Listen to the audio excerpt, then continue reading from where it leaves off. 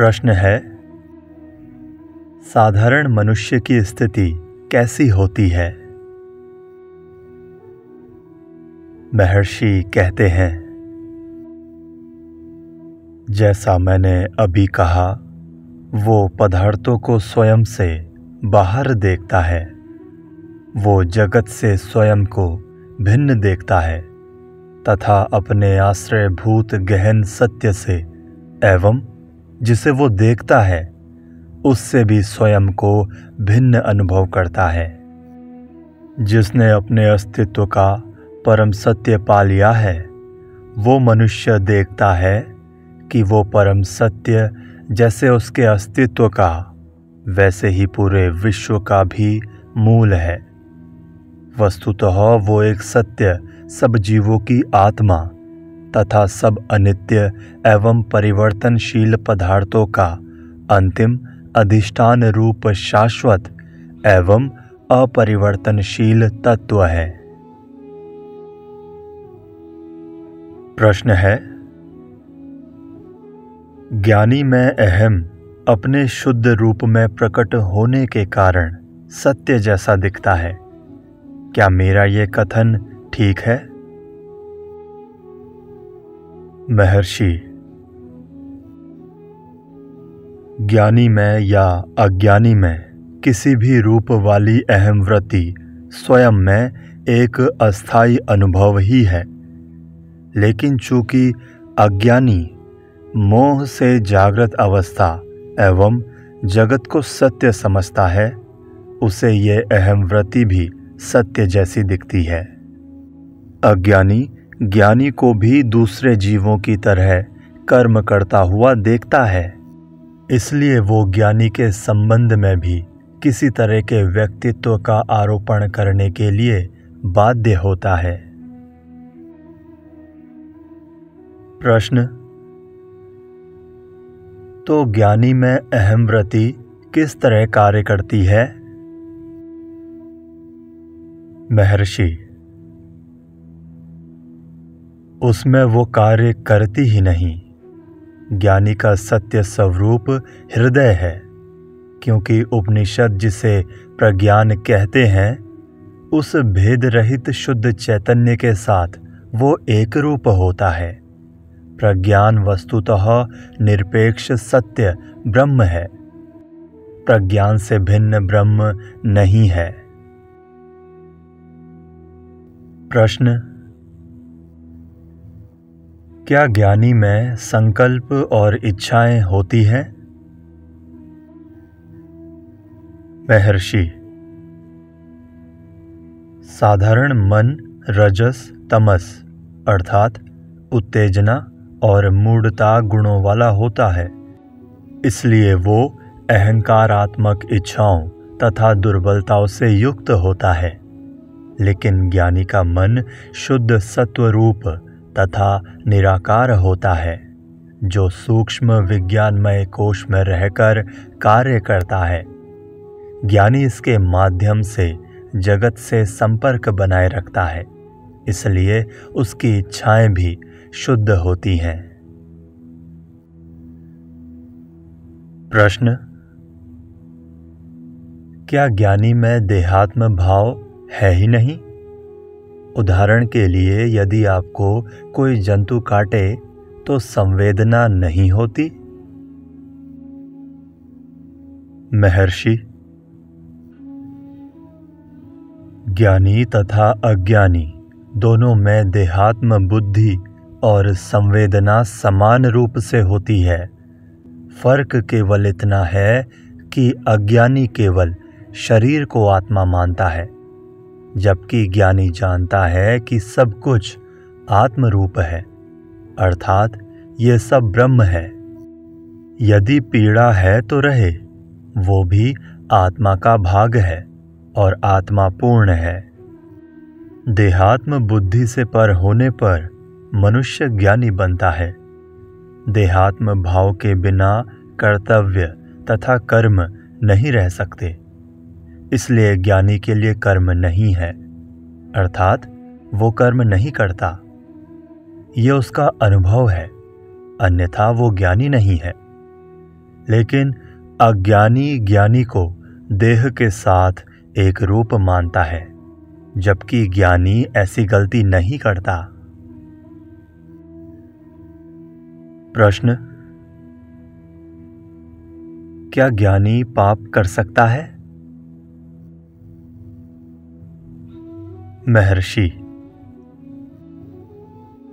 अज्ञानी ज्ञानी को देखता है तो उसे उसके शरीर से एक रूप मानता है, क्योंकि वो आत्मा को नहीं जानता और शरीर को ही आत्मा मानता है।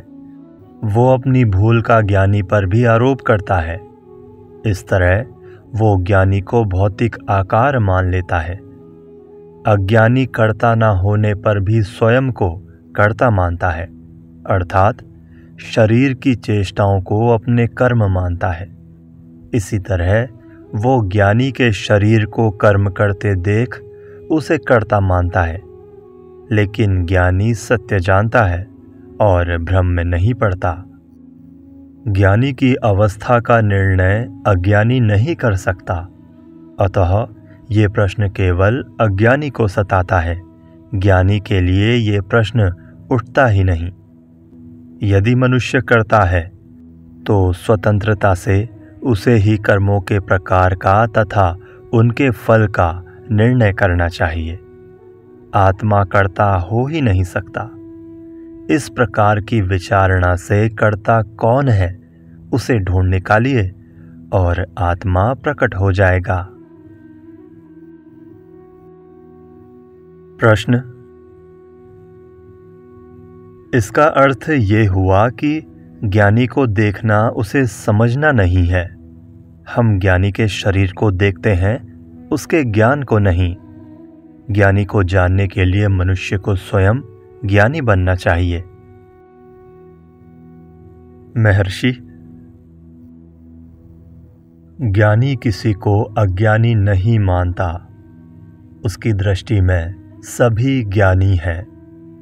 अज्ञान दशा में मनुष्य अपने अज्ञान का आरोप ज्ञानी पर करता है और उसे कर्ता समझता है।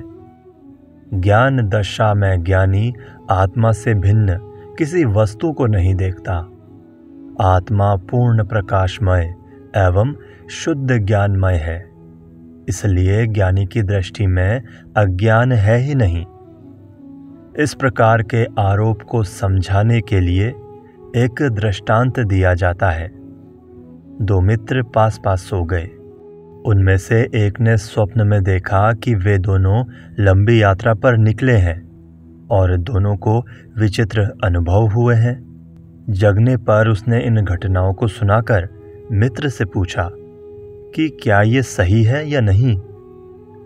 दूसरे ने उसका उपहास करते हुए कहा कि वो केवल स्वप्न था और वो स्वप्न उसी का था जो दूसरे किसी को प्रभावित नहीं कर सकता। इसी प्रकार अज्ञानी अपने भ्रमपूर्ण विचारों को दूसरों पर आरोपित करता है। प्रश्न: आपने कहा कि ज्ञानी कर्म कर सकता है और करता है एवं मनुष्यों तथा पदार्थों से व्यवहार भी करता है। अब इस विषय में मुझे संशय नहीं है, लेकिन साथ साथ आप ये भी कहते हैं कि उसकी दृष्टि में सब कुछ एक है और वो हमेशा इसी एकत्व की चेतना में रहता है। यदि ऐसा है तो वो निश्चित रूप से भिन्न मनुष्यों तथा वस्तुओं से व्यवहार किस तरह करता है? महर्षि: वो इन भेदों को सिर्फ दिखावा मानता है और उनको उस परम सत्य से जिसके साथ वो एक रूप है भिन्न नहीं देखता। प्रश्न: ज्ञानी भेदों को सामान्य मनुष्यों से अधिक स्पष्ट रूप में जानता है और अधिक सच्चाई के साथ उन्हें अभिव्यक्त भी करता है। यदि मेरे लिए शक्कर मीठी है और करेला कड़वा है तो ज्ञानी भी इस तथ्य का अनुभव करता है। वस्तुतः सारे रूप, ध्वनियाँ, स्वाद इत्यादि उसके लिए तथा दूसरों के लिए समान है। यदि ऐसा है तो ये कैसे कहा जा सकता है कि ये सिर्फ बाहरी दिखावा है? क्या ये भेद उसके जीवन के भाग नहीं है? महर्षि, जैसा मैंने कहा है, समता ज्ञानी का सच्चा लक्षण है। समता शब्द ही भेदों के अस्तित्व को सूचित करता है। सब भेदों में ज्ञानी एकता देखता है, जिसे मैं समता कहता हूँ। समता का अर्थ भेदों का अज्ञान नहीं है। जब आपको ज्ञान होता है तो आप देखते हैं कि ये भेद केवल बाहरी दिखावा है, वे सच्चे या नित्य नहीं हैं। इन सब बाह्य भेदों में जो अभिन्न तत्व है वो सत्य है, जिसको मैं एकत्व कहता हूँ। आपने ध्वनि, स्वाद, रूप, गंध इत्यादि का उल्लेख किया। ये सही है कि ज्ञानी इन भेदों का अनुभव करता है, लेकिन उन सब में वो हमेशा उस एक को देखता तथा अनुभव करता है। इसी कारण उसे कुछ पसंद या नापसंद नहीं होता। वो घूमता है, बात करता है तथा कर्म करता है, तो ये सब उसी एक सत्य में स्थित रहकर करता है। उसकी दृष्टि में उस एक परम सत्य से अलग कुछ भी नहीं है। प्रश्न: कहा जाता है कि ज्ञानी सबके साथ पूर्ण समत्व का व्यवहार करते हैं। महर्षि: हाँ, मैत्री, करुणा, मुदिता, क्षमा जैसे भाव उनका स्वभाव बन जाते हैं। भले लोगों के प्रति स्नेह, दुखी असहाय लोगों के प्रति करुणा, अच्छे काम करने में सुख का अनुभव, दुष्टों के प्रति क्षमा का भाव, ये सब ज्ञानी के स्वाभाविक लक्षण हैं। आप ज्ञानियों के बारे में पूछ रहे हैं। वे किसी भी अवस्था या हालात में समान रहते हैं, क्योंकि वे सत्य को जानते हैं। ये खाने, घूमने इत्यादि अपनी सारी क्रियाओं में केवल दूसरों के लिए उद्युक्त होते हैं। कोई काम वे अपने लिए नहीं करते। मैंने आपसे कई बार कहा है कि जैसे कुछ लोग शुल्क लेकर दूसरों के लिए शोक प्रदर्शनार्थ रोते हैं, यही उनका व्यवसाय है। उसी तरह ज्ञानी संसारासक्त जीवों के लिए काम करते हैं, किंतु स्वयं अनासक्त एवं अप्रभावित रहते हैं। ज्ञानी गाने वालों के साथ ताल मिलाते हैं, रोने वालों के साथ रोते हैं, हंसने वालों के साथ हंसते हैं, खेलने वालों के साथ खेलते हैं। उनका क्या नुकसान है? उनकी स्थिति शुद्ध दर्पण जैसी होती है। दर्पण बिंब को ठीक वो जैसा होता है वैसा ही प्रतिबिंबित करता है, लेकिन तब भी वो लिप्त नहीं होता। वैसे ही ज्ञानी कर्मों से लिप्त नहीं होता। दर्पण तथा तिपाई जिस पर उसे रखा गया है, वे दोनों प्रतिबिंबों से किस तरह प्रभावित हो सकते हैं? वे आधार मात्र हैं, अतः किसी भी वस्तु का उन पर असर नहीं होता। दूसरी ओर जो लोग जगत में कार्यरत हैं तथा सभी प्रकार के कर्म करते रहते हैं, उन अज्ञानियों को ये अवश्य निश्चित करना पड़ता है कि कौन सा गाना गाया जाए, कौन से कर्म शास्त्र सम्मत, व्यवहार्य और जगत के हित में हैं। भक्त पूछता है, आत्मानुभव किस प्रकार संभव बनाया जाता है? महर्षि: अग्नि से चिंगारी की तरह आत्मा से एक स्फुलिंग निकलता है, जिसे अहंकार कहते हैं। अज्ञानी में ये उत्पन्न होते ही स्वयं को किसी पदार्थ के साथ तद्रूप बना देता है। वस्तुओं से तादात्म्य किए बिना उनसे असंबद्ध रहकर वो टिक नहीं सकता। ये संबंध अज्ञान है जिसका नाश हमारे प्रयत्नों का लक्ष्य है। यदि उसकी स्वयं के विषयीकरण की ये आदत तोड़ दी जाए तो वो शुद्ध बना रहता है तथा अपने मूल में लुप्त हो जाता है। देह के साथ उसका गलत तादात्म्य देहात्म भाव है।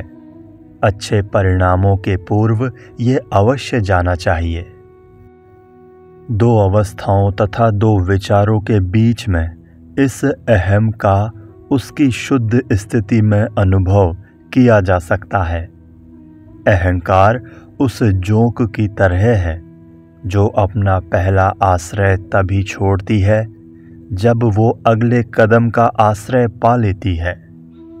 जब वो पदार्थों के एवं विचारों के संपर्क से मुक्त होता है तब अहंकार का सच्चा रूप जाना जाता है। ये प्रेत पिशाच जैसा अरूप अहंकार रूप का आश्रय लेकर के ही अस्तित्व में आता है। रूपों से पोषण प्राप्त करके पुष्ट होता है तथा दूसरे रूप का ग्रहण करके ही पूर्व के रूप को छोड़ता है। लेकिन अन्वेषण करने पर अर्थात खोजने पर अदृश्य हो जाता है। यदि मैं देह हूँ ऐसे रूप वाला प्रथम पुरुष अहंकार का अस्तित्व होता है, तभी तू वो इत्यादि द्वितीय तृतीय पुरुष भी होते हैं। प्रथम पुरुष के सत्य का अन्वेषण करके यदि उसे नष्ट किया जाए तो द्वितीय तृतीय पुरुष भी नहीं रहते, और जैसी आत्मा की शुद्ध अवस्था होती है वैसे ही मनुष्य अपने सच्चे स्वरूप में प्रकाशित होता है।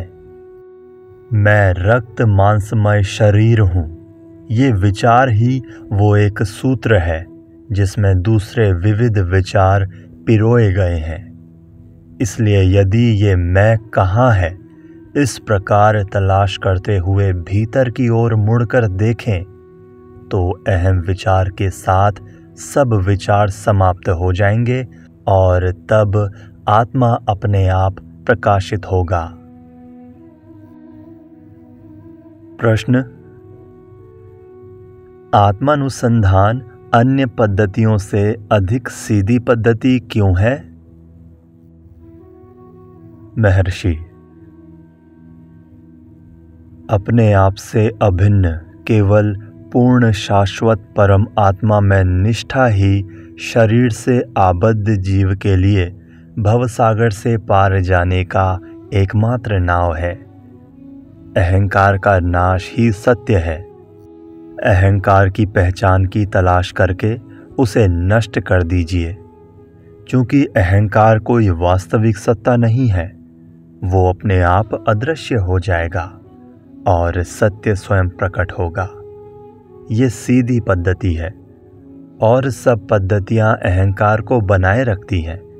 उनमें कई संदेह उत्पन्न होते हैं तथा मैं कौन हूँ इस सनातन प्रश्न का समाधान करना अंत में बाकी रहता है।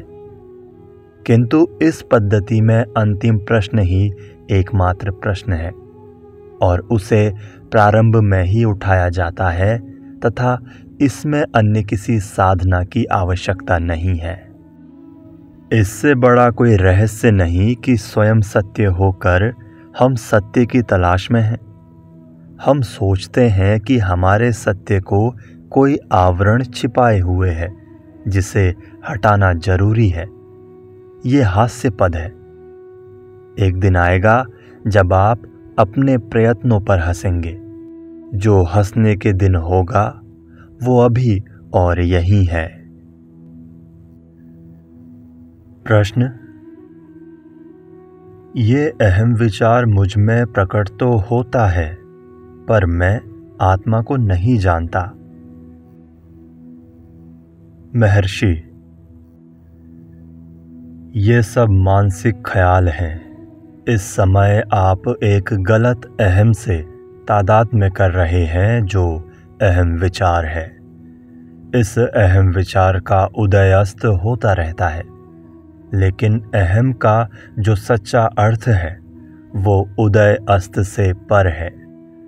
आपके होने में कहीं भी कटाव या विराम नहीं हो सकता। जो सोए थे वही आप जगे हैं। गहरी नींद में आपको कोई दुख नहीं होता, लेकिन अब है। इस समय ऐसा क्या हुआ जिससे इस फर्क का अनुभव होता है? नींद में अहम विचार नहीं था, अब है। सच्चा अहम दिखता नहीं और झूठा अहम आत्मा बनकर स्वयं को दिखा रहा है।